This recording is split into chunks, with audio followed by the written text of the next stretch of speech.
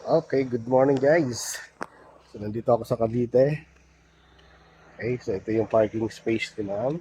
So ang sakyan pala ni ma'am ay Mirage G4 na hatchback. So ituturo ko sa kanya paano mag-reverse dito at paano ilabas yung sakyan. Okay, good morning guys. So ito pala si ma'am. Ano nga to ma'am? Imus ano? Imus, Anabu. Imus Anabot. So ito yung medyo hassle kay ma'am yung paglabas daw at pag-park. Okay? Turuan mo na kita dito paano mo ilabas ng safe ito. Kahit may sakyan dyan sa may ano. Sige. Una dyan, ma'am, ang ano muna, ang titinaw muna, syempre, ito muna. Kung anong nakikita mo sa ano na pwedeng sabitan, dun muna yung attention mo.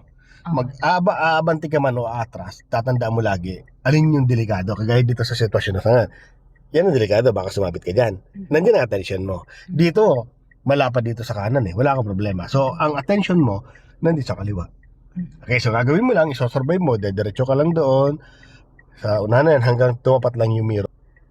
Okay, kahit isang ikot lang muna. Itotodo mo yan, pag tumapat na yung balikat mo dito. Makalagpas man lang balikat mo, itodo mo na.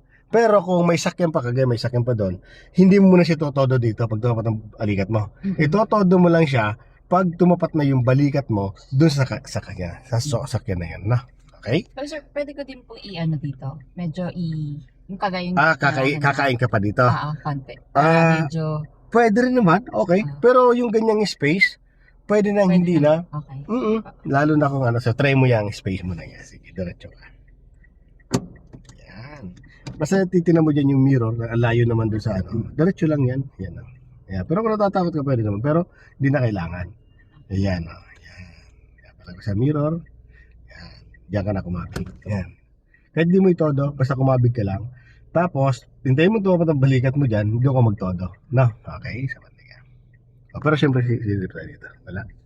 Yan, sige pa. Pag di pa nakatapat ang balikat mo, yan, kailangan nakatapat yan. Balik mo na konti. Yan. Okay, so yan. Yan, yan ang timing. No? Pag tumapat yung balikat mo, todo mo yan, di na sasabit dito. Okay, at the same time dito, hindi ka nakakain ng area dito, ng space dito sa kanan. Ano? Okay, ma'am?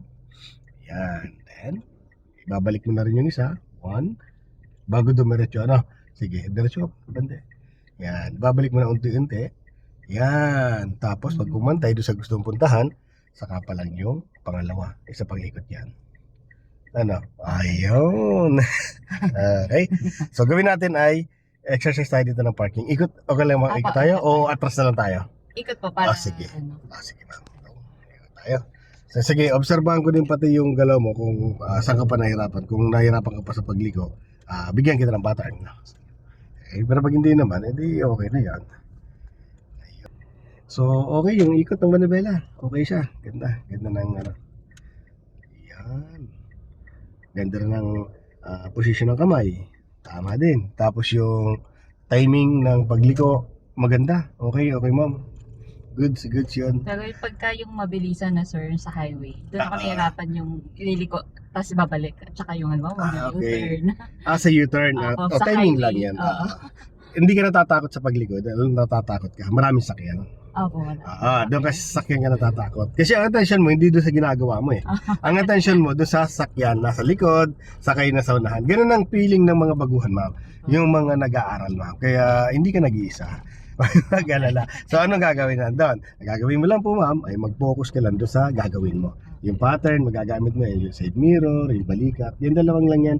Basta, pag tumapat ang side mirror mo, ikot ka na ng manibela, pero huwag mo totodo. Hintayin mo lagi yung balikat mo sa kanto, ma'am. Yan ang pinaka-safe ko sa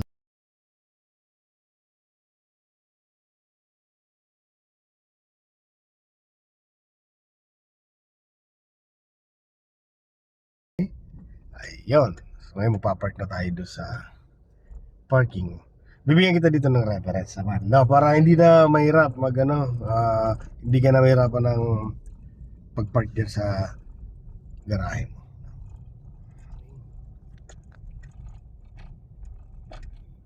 Yan. Kahit pauna ma'am, titinan mo lagi kung saan masikip, kung saan yung ano doon ang attention mo.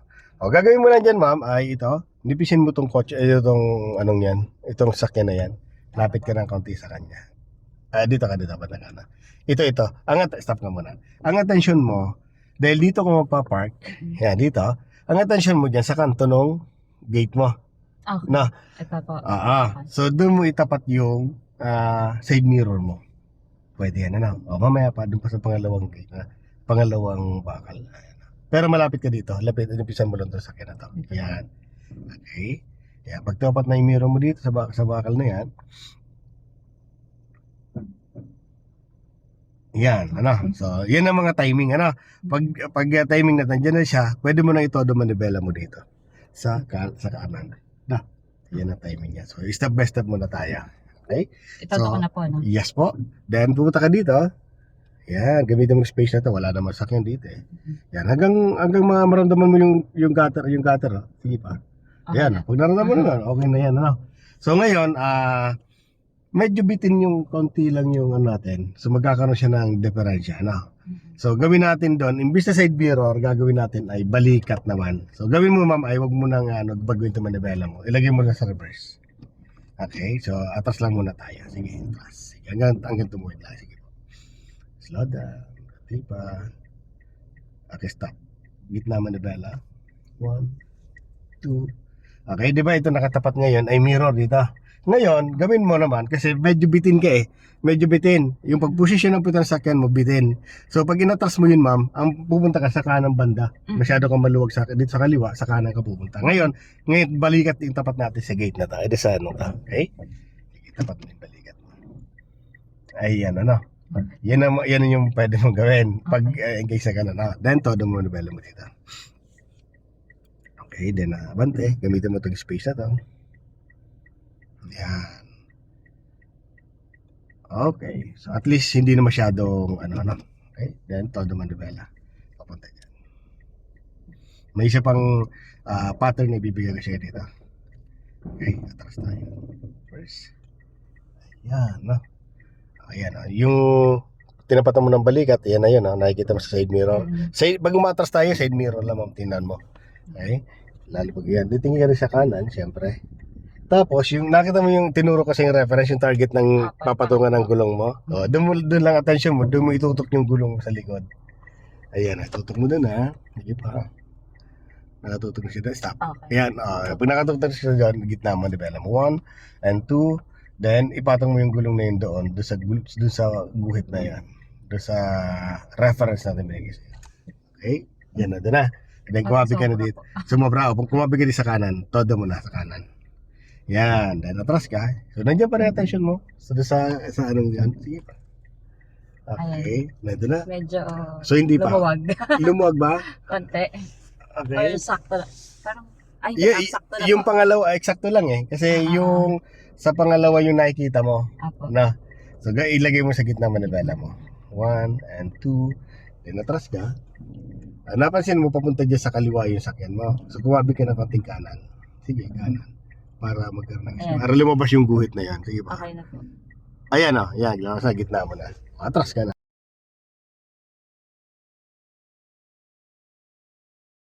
Tapos yung reference mo, kung binigay dito sa'yo, sa kanan na mirror. Balikat pala, no? Start ka. Sa kanan lang. Okay. Stop. Ano? Pwede na yan. Sumobra ka ba? Sobra ba tayo? Ay, sakto lang. Okay. Stop. Okay. So, tingnan natin. Silipin ko to.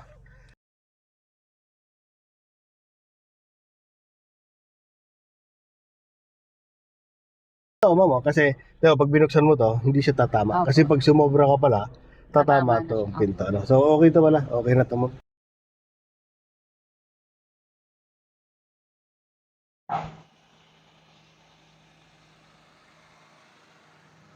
Okay.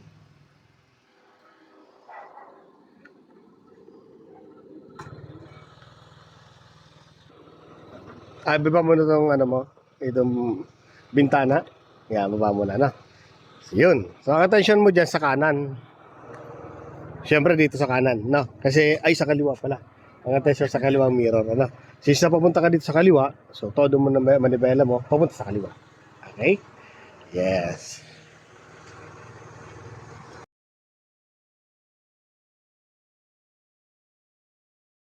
So, every time na sisikip siya, gigitna mo lang. So, sa ngayon, ang ganda ng space na.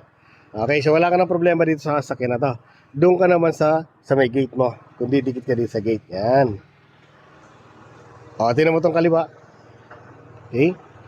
Kaya palapit ka na dito sa gate. Na, kumbaga dumidikit na siya. So, gagawin mo, dahil dumidikit na, gigit na. Ano? Sige, gitna mo manibela mo. Yan, atras, konti. Yan. Okay. Actually, pwede naman yan gawin na habang na-atras ka nag-a-adjust. Pero, dahil sa baguhan ka pa, mahirap pag gawin yan. Dahil yung second reference natin, yung gulong mo kailangan nandun doon sa anong yan. Doon mo ipatong, no? Yan. Very good. Yan, sige, set up mo na yan. Atras.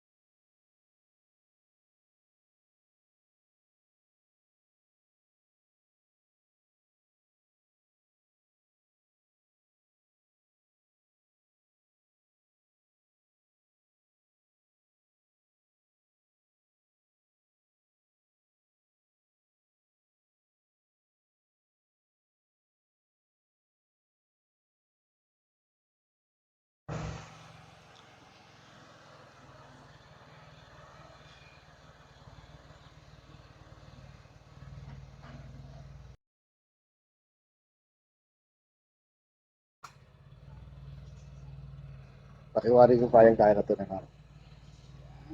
So, may reference siya dyan. So, ang technique na dyan, every time na sisip siya dito, gigitna niya lang manibela. Okay? So, nandun na siya nakapokus ngayon sa reference na binigay ko naman. Doon sa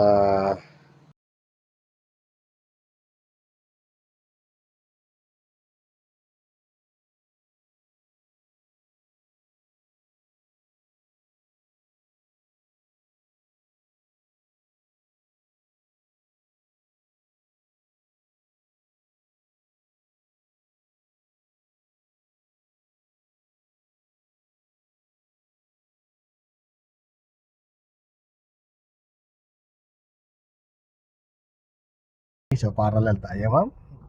Lapitan mo lang. Huwag mo siyang didikitan na masyadong sasabit ka na. Makita mo lang to side mirror mo. Okay? Kita mo na. Then, todo manibela sa kaliwa. Okay, atras konti. Okay, stop. No? So, yung isang sakyan doon, sa likod mo, no? So, itong ilaw na to, lagpasan mo lang to konti, ha? Para may alamas tayo. Sabi mo sa akin paglagpas. Nalagpasan mo na siya. Okay. Gitna. 1, 2. Okay. Ang attention mo naman sa gulong. Ilapit mo naman yung gulong mo dito sa guhit, no? Sa may gutter. Huwag mong tipirin. Okay lang naman na medyo madikit ka sa gutter. Huwag lang kulang kasi pag kulang ka dyan, maangat ka dyan mamaya. No? Ilapit ka. Okay na? Paglapit na to, doon sa kanan. Yan, atras. So, yun din para na attention mo. Isang mirror lang gagamitin mo dyan. Tinaw kung pantay na katawan sa Tapos kung malayo pa. pantay na. Okay. Iyan. Ang gitna manipela. 1, 2. Okay na. Parallel.